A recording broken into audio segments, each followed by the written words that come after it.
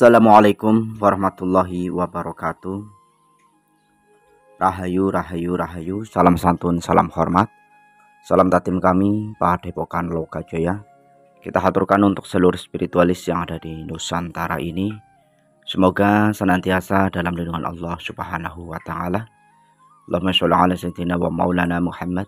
Kita haturkan sholawat serta salam kita pada baginda Nabiullah Muhammad Shallallahu Alaihi Wasallam, dengan harapan kita semua mendapatkan syafaatnya. Ya, untuk para sahabat semuanya, jumpa lagi bersama tim Padepokan Lokajaya. Pada kali ini tentunya kami ingin membahas terkait dengan Sang Kinasih Satrio Piningit, yang dimana menjadi misteri dan banyak orang-orang yang diperjalankan, sehingga perjalanan-perjalanan spiritual tentunya kita harus ada batasan-batasan tertentu, yang artinya kita jangan mudah terbawa nafsu yang membuat kita malah lebih sengsara.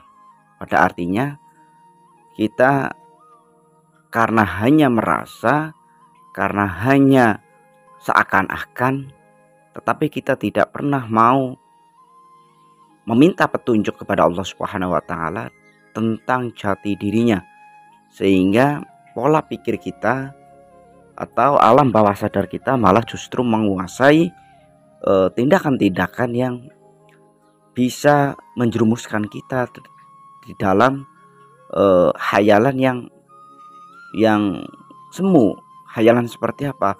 Misal kita mampu mengeluarkan harta amanah, sehingga kita malah terjerumus di dalam hutang piutang. Nah, itu yang tidak boleh, ya. Tetapi di dalam spiritual, atau kita meyakini bahwasanya kita mampu, diberikan kemampuan oleh Allah Subhanahu wa Ta'ala untuk pengobatan misalnya, itu boleh, ya. Ruqyah misalnya, itu boleh.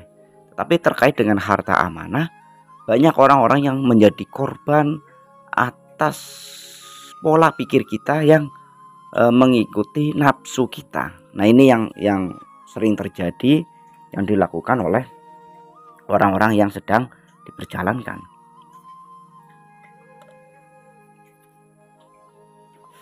Sehingga itulah kita tidak mempunyai batasan-batasan tertentu. Nah, ya, kita akan membahas terkait dengan konsep Satrio Piningit dalam kepercayaan masyarakat di Nusantara ini.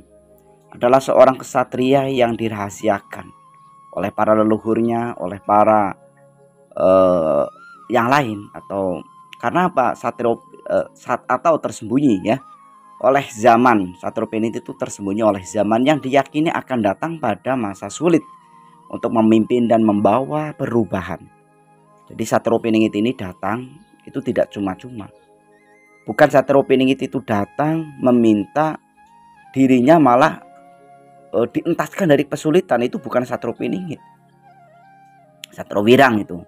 Jadi Satrio Piningit ini datang ya untuk mengudari atau menyelesaikan kesulitan-kesulitan bangsa, bukan malah minta di sesuatu yang sulit, minta ke orang lain. Itu bukan Satrio Piningit namanya, ya. Jadi untuk perubahan cara mengetahui Satrio Piningit tidak mudah, karena sifatnya yang masih tersembunyi. Namun beberapa ciri dan tanda Satrio Piningit sering dikaitkan dengan Satrio Piningit dapat menjadi petunjuk. Ciri-ciri Satrio Piningit yang dipercaya oleh beberapa orang, atau dari kelahiran dan asal-usul Sang Kinasih Satrio Piningit dipercayai lahir dari keturunan bangsawan atau tokoh penting dunia. Ya, jadi Satrio Piningit itu keturunan raja lah, yang itu yang sangat jelas. Bahkan ada yang menyebutkan bahwasanya Satrio Piningit ini berasal dari garis keturunan dewa, sebagaimana yang dijelaskan di dalam kitab Prabu Joyoboyo, bahwasanya Sang Kinasih Satrio Piningit ini anak Batara Indra yang akan muncul dewa berbadan manusia, yang akan muncul di tengah-tengah sulitnya zaman, di tengah-tengah gemelutnya persoalan. Sehingga Satrio Piningit ini datang membawa atau mampu mampu mengudari lah atau menyelesaikan segala persulitan-persulitan bangsa maupun negara. Ya, jadi seperti itu. Kesaktian daripada Sang Kinasih Satrio Piningit dan pengetahuannya itu sangat luar biasa. Satrio Piningit ini memiliki kesaktian atau pengetahuan yang melebihi zamannya. Artinya ketika zaman ini, zaman modernisasi ini, Satrio Piningit ini juga memahami hal itu. Juga Satrio Piningit ini tidak ketinggalan zaman, sebagaimana yang disebutkan di dalam kitab Prabu Joyoboyo. Satrio Piningit ini mampu mengatasi berbagai masalah dan membawa perubahan positif. Ya, yang tadi saya katakan bahwasanya Satrio Piningit ini mampu mengatasi segala masalah. Bukan justru Satrio Piningit datang meminta masalahnya itu diselesaikan kepada orang lain.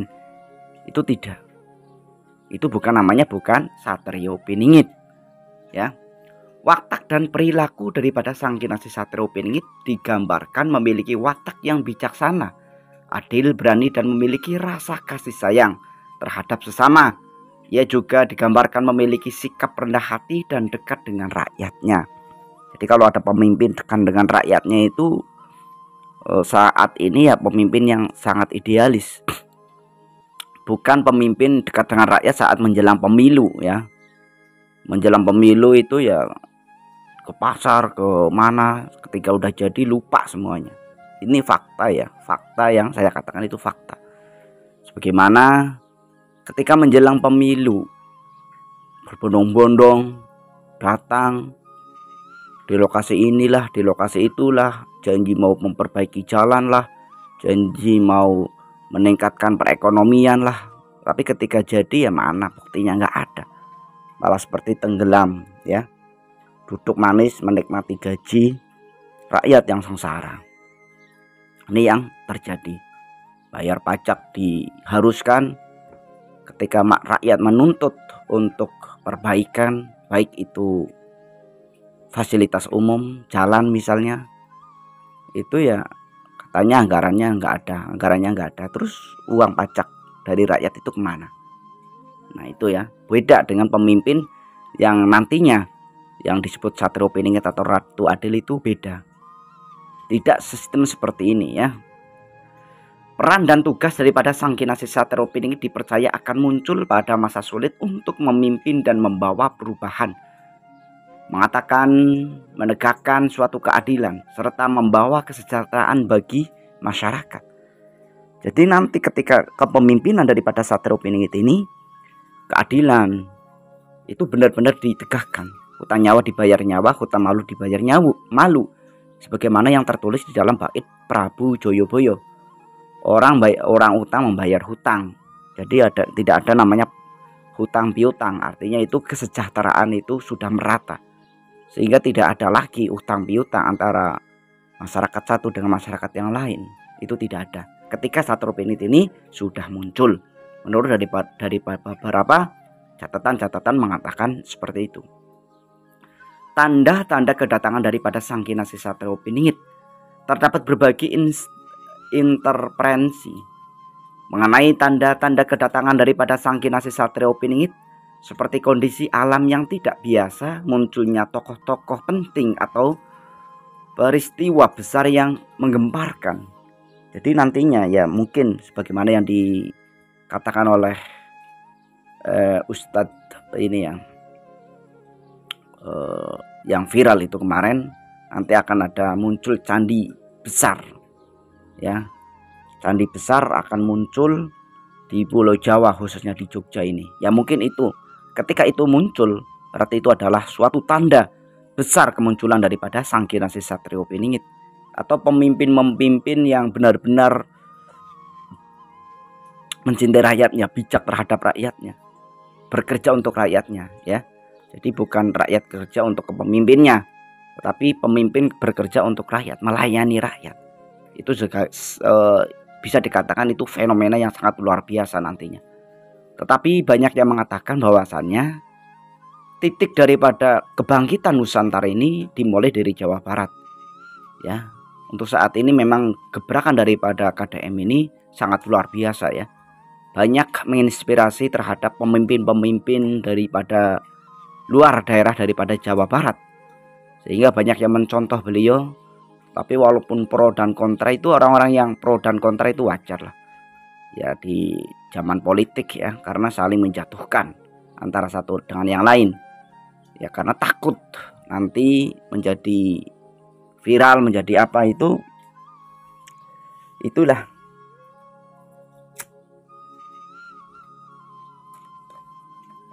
Itu sehingga titik daripada kebangkitan Nusantara ini sangat dipercayai dari Jawa Barat. Penting untuk diingat ya, ini sangat penting. Konsep Satrio Piningit bersifat misteri dan penuh dengan teka-teki, sehingga sulit untuk diidentifikasi secara pasti. Artinya Satrio Piningit itu tidak bisa untuk dilihat secara umum, tidak bisa untuk dicari secara umum. Karena apa? Satrio Piningit ini disembunyikan oleh zaman, disembunyikan oleh alam. Ketika alam ini, zaman ini sudah memang benar-benar parah, sudah benar-benar membutuhkan seorang pemimpin yang mendapat wahyu ke Prabon, itulah Satrio Piningit itu akan muncul. Interferensi mengenai Satrio Piningit sangat beragam di masyarakat dan dapat berubah beda dengan tergantung pada keyakinan dan tradisi masing-masing, yang artinya ini adalah beberapa spiritual melihat daripada Satrio Piningit itu berbeda-beda. Ada yang melihat hanya sosok cahaya, ada yang melihat seperti raja, dan ada yang melihat sebagai manusia biasa yang penuh dengan hati yang lembut, hati yang bijaksana. Itu daripada perbedaan mengenai melihatnya Satrio Piningit. Masyarakat seringkali mengkaitkan tokoh-tokoh tertentu dengan ciri-ciri Satrio Piningit.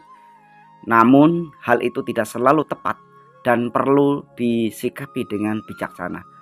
Meskipun sulit untuk dipastikan memahami ciri-ciri dan tanda-tanda daripada sang kinasih Satrio Piningit dikaitkan dengan Satrio Piningit dapat memberikan pemahaman tentang nilai-nilai yang dijunjung tinggi dalam masyarakat Nusantara ini. Itulah Satrio Piningit yang penuh dengan teka-teki, yang penuh dengan misteri, sehingga memang tidak mudah untuk mengenal daripada Satrio Piningit ini. Karena apa?